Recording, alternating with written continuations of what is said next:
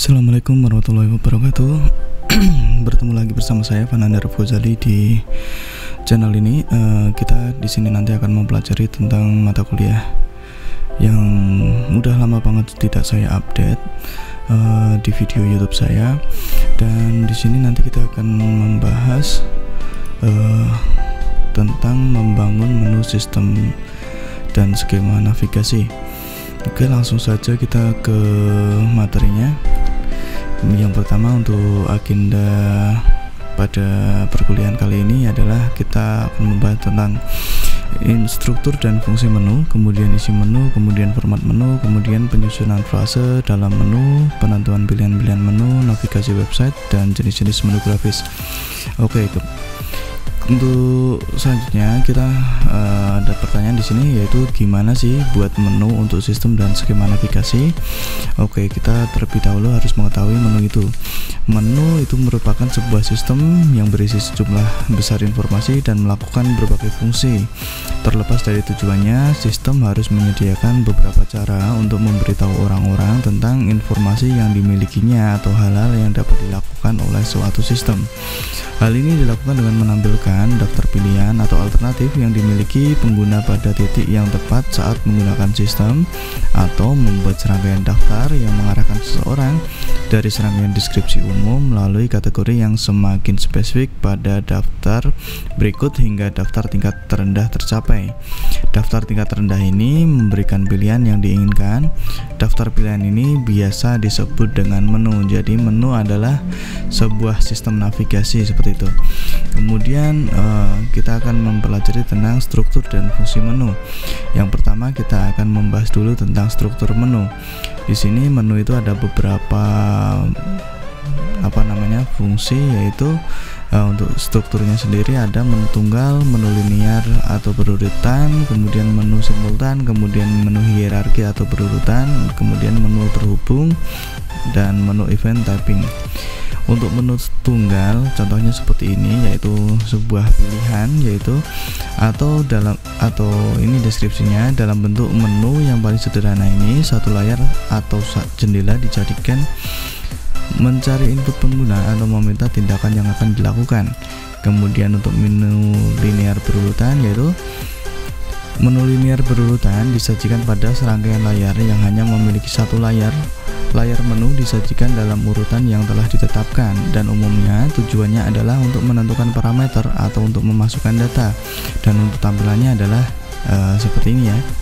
Oke, jadi ini ada menu yang berurutan, contohnya seperti itu.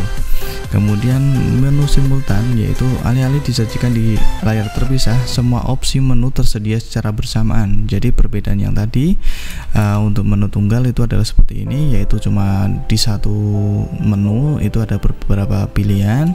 Kemudian untuk yang menu linear berurutan, yaitu ada bertumpuk. Jadi setelah kita memilih dari pilihan pertama, kemudian lanjut ke pilihan kedua dan seterusnya.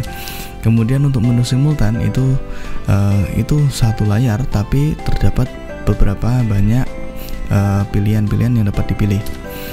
Kemudian kita menuju ke menu hierarki atau berurutan, yaitu ketika ada banyak hubungan alternatif menu dan beberapa opsi menu hanya sesuai tergantung pada pilihan menu sebelumnya. Struktur hierarki adalah solusi terbaik.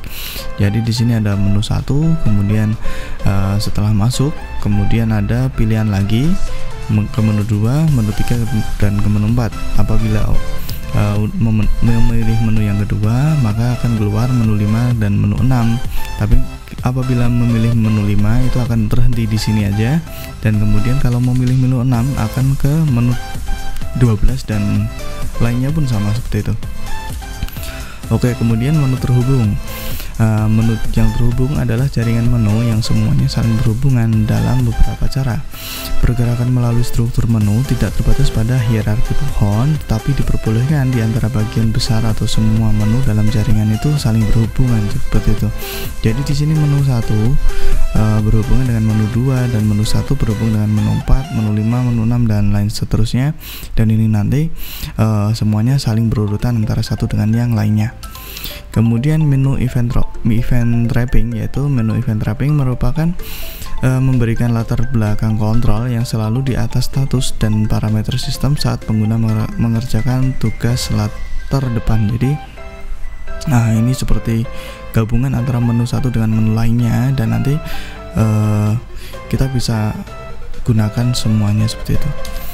Kemudian fungsi menu yang pertama adalah navigasi ke menu baru, kemudian mengeksekusi sebuah aksi atau prosedur, yang ketiga menampilkan informasi, yang keempat memasukkan data. Nah, jadi fungsi menu itu ada 4 ini ya. Oke, kemudian isi menu, yaitu sebuah menu biasanya terdiri dari 4 elemen. Yang pertama konteks, yaitu menyediakan informasi untuk menjaga orientasi pengguna, terutama pada sistem menu yang kompleks atau hierarkis. Kemudian ada judul, ada pilihan, kemudian ada instruksi yang penyelesaiannya memberitahu pengguna cara memilih. Kemudian format menu atau petunjuk. Di sini sebuah menu terdiri dari 4 elemen juga, yaitu pertama konsisten. Kemudian konsisten itu isinya ada konsisten dengan ekspektasi pengguna, kemudian konsisten dengan menunya yang terdiri dari formatnya itu harus sama, dari organisasi, presentasi, urutan pilihan juga, kemudian dari frasa atau kata-kata, dari judul, deskripsi, pilihan instruksi itu sama, kemudian cara memilih itu juga harus sama, kemudian ada skema navigasinya itu juga harus sama, jadi jangan ada yang berbeda. Kemudian tampilnya itu ada yang tampil permanen, ada yang on demand atau tampil hanya beberapa detik atau beberapa waktu saja. Kemudian untuk presentasi, sebuah menu dan pilih-pilihannya dapat langsung dikenali sebagai sebuah menu. Jadi tampilan menu itu harus jelas seperti itu ya, bahwa ini menjelaskan ini adalah suatu menu, bukan yang lain. Oke. Kemudian organisasi, di sini menyediakan menu utama. Yang kedua, tampilkan semua alternatif yang relevan, hanya alternatif relevan, hilangkan atau grey out. Jika misal kita pilih yang tidak dipilih, maka kita memilih satu dari suatu menu dan lainnya itu tidak terpilih, maka yang lain akan berwarna abu-abu seperti itu.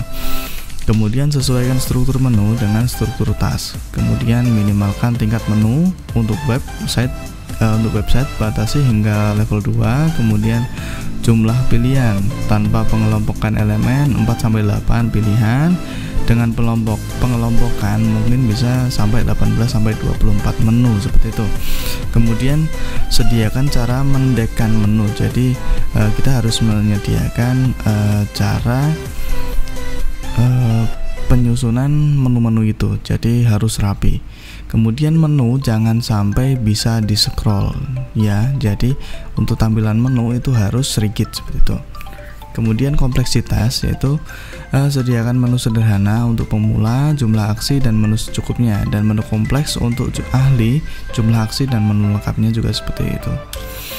Kemudian susunan pilihan itu terdapat mungkin satu kolom, yaitu top down, left to right seperti itu. Jadi misal dari atas ke bawah atau kanan ke kiri. Kemudian urutan pilihan, terus kemudian ada pengelompokan dan garis pembatas pada menu, pemilihan menu pendukung, bahasa atau kata yang digunakan, terus instruksi untuk menu. Jika untuk pemula, maka kita harus sediakan menu help atau menu untuk tutorialnya seperti itu. Kemudian untuk yang pernah menggunakan atau seorang ahli, kita harus tambahkan sistem untuk skip ya, seperti itu.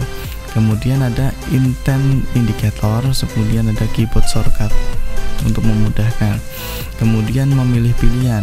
Pilihan dapat dipilih dengan cara menunjuk pada pilihan dengan menunjuk mekanisnya, kemudian melalui keyboard juga harusnya bisa, atau dengan mengetikkan nilai pilihan. Atau misal kalau di command itu biasanya kan ada yang di tekan J untuk melanjutkan atau tekan N untuk berhenti seperti itu ya.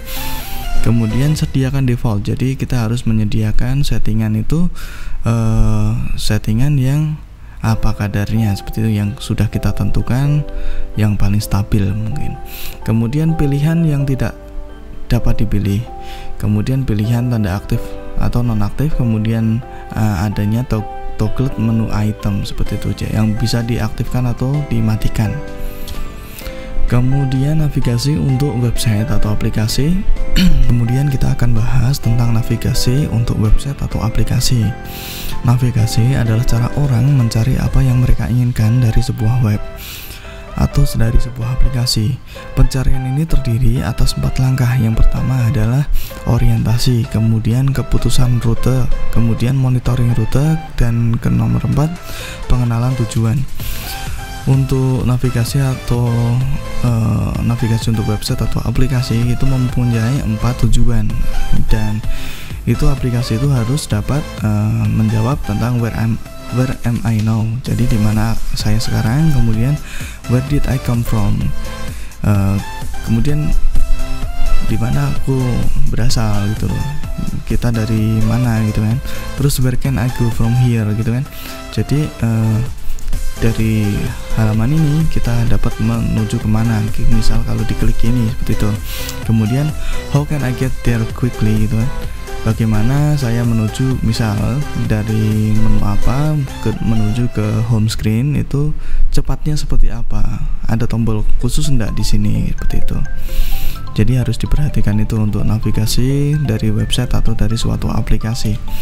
Kemudian desain navigasi untuk website atau aplikasi. Yang pertama ada pertolongan navigasi website atau aplikasi, yaitu untuk membantu navigasi kita harus menyediakan peta atau overview hierarki menu. Kemudian sediakan clickability cues, kemudian sediakan pilihan-pilihan yang akan ada di level selanjutnya. Kemudian ganti warna sebuah link yang sudah diklik. Gampangnya kalau udah diklik nanti akan keluar warna abu-abu atau apa yang berbeda dari warna yang sebelumnya.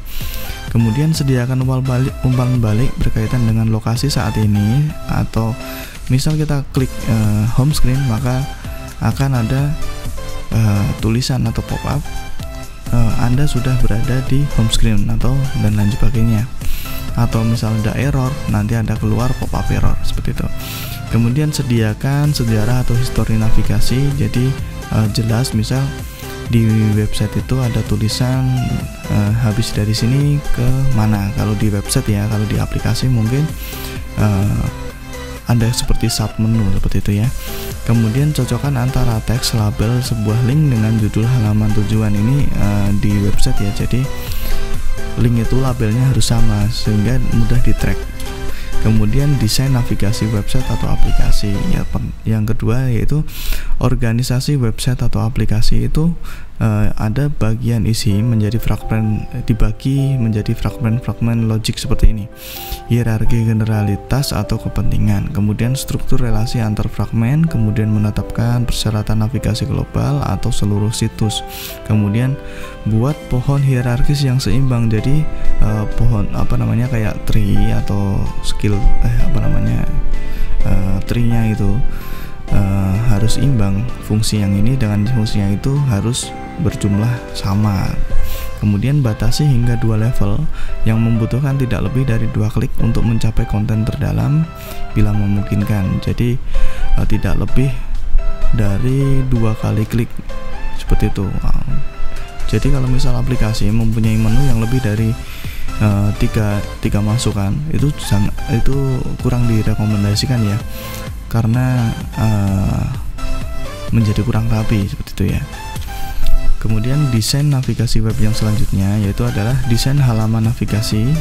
Yang pertama, gunakan tipe menu yang cocok, yaitu menu sekuensial untuk tas yang sederhana, kemudian menu simultan untuk tas yang dapat kembali, kemudian juga halaman navigasi supaya tetap pendek.